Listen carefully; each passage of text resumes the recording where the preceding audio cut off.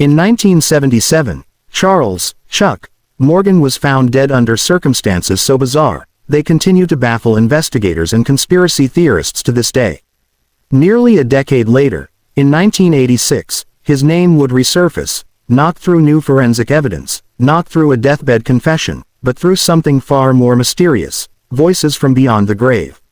Chuck Morgan was a respected escrow agent in Tucson, Arizona. He was married, had 4 daughters, and by all appearances, lived a stable life. But behind closed doors, Chuck was dealing with something dark. He told his wife that he had been working secretly with the U.S. government on highly sensitive matters. He even claimed to have helped uncover a massive money laundering operation involving organized crime figures. One day, Chuck disappeared.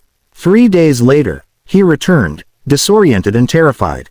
He told his wife he'd been kidnapped and drugged.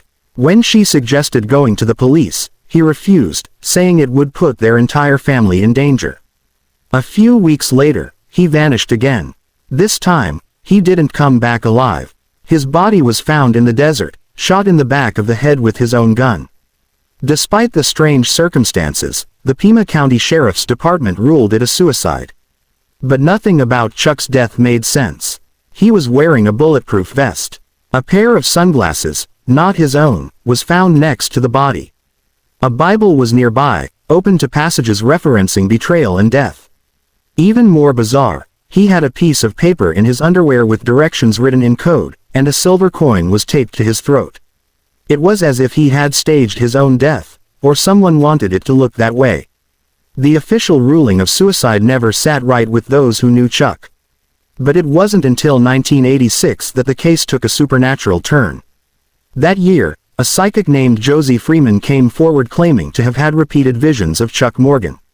She said he appeared in dreams, describing his final moments, naming people involved in his death, and revealing locations connected to missing documents.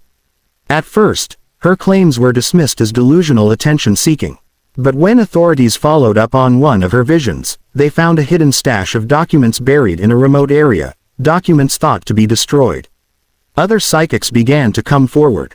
Their stories, names, and clues overlapped in uncanny ways. Several described the same gun, the same killers, and even quoted Chuck's words in ways eerily similar to letters he had written before his death.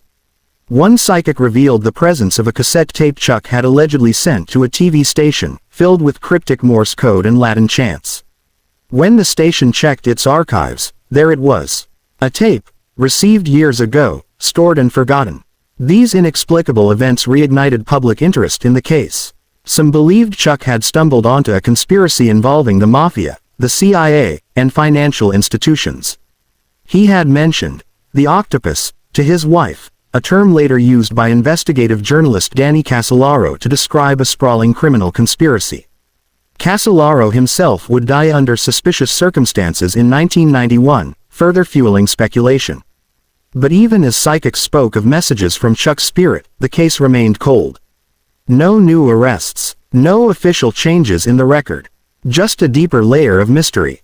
Whether these visions were real communication from beyond or the product of intuitive minds connecting obscure clues, one thing was certain: the dead weren't done talking. To this day, Chuck Morgan's death is a strange mix of fact, fiction, and the paranormal. His story is more than just a murder mystery, it's a window into the unknown. A place where fear, conspiracy, and possibly even the afterlife collide. So, what do you think? Was Chuck Morgan murdered to silence him? Or did his own paranoia finally consume him? And could these voices from the grave really be cries for justice from the other side? Let us know your thoughts in the comments below. Don't forget to like this video, subscribe, and hit the bell so you never miss another chilling true crime story. This is Dark Files, where every case tells a deeper story.